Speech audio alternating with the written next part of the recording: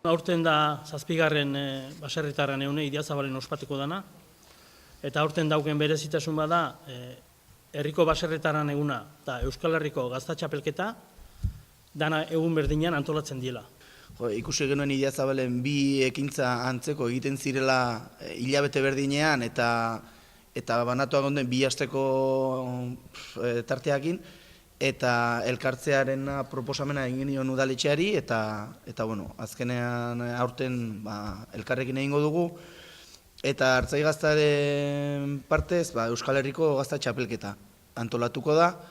Feriagunean ere parte hartuko dute Artzai Gaztako bazkide ezberdinek, eta bueno, gogoratu Euskal Herriko txapelketan parte hartzeko lehenengo probintzitako txapelketetan lehenengo 10 artean sailkatu behar direla gaztak, eta 40 gazta horiek probintzi bakoitzeko lehenengo 10ak elkartuko direla hurrengo igandean Idiazabalen Euskal Herriko gazta honena zein den jakiteko.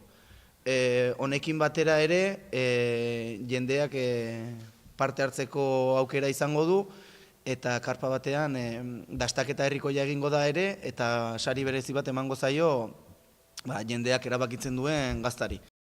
Baserritarren eunen aldetik mentzet, joango da urteroko modun, herriko ganadu erakusketa, frontoizarren herriko ganadu erakusketa oten da, horretan da esne behiek, argi behiek, behorrak, ardik, pixkat herrin dauzkeun ganadu mota ezberdinek, baita egongo die herriko ekoizleek egin produktok saltzen, baita egongo da tresneri erakusketa bat, eta pixkat herri kirolak.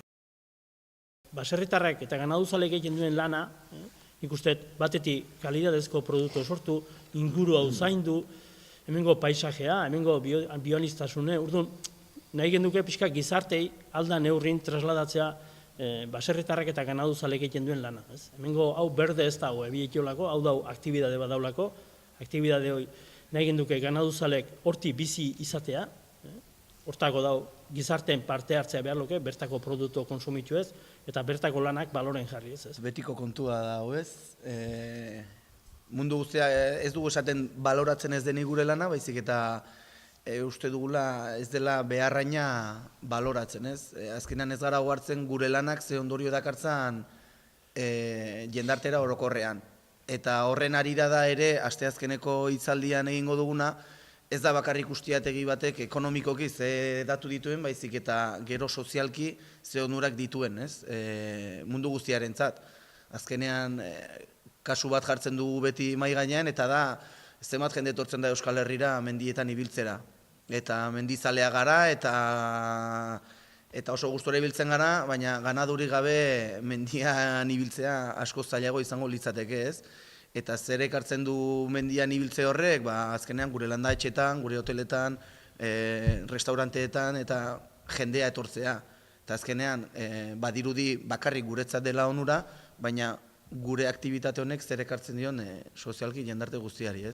Aipatu bezala, motorrak berotzen joateko, asteazkenean arratsaldeko 6etan udaletxean, ardilatxaren esne ekoizpenaren bilakaera eta ustiategien errentagarritasunari buruzko mahai-ingurua antolatu dute.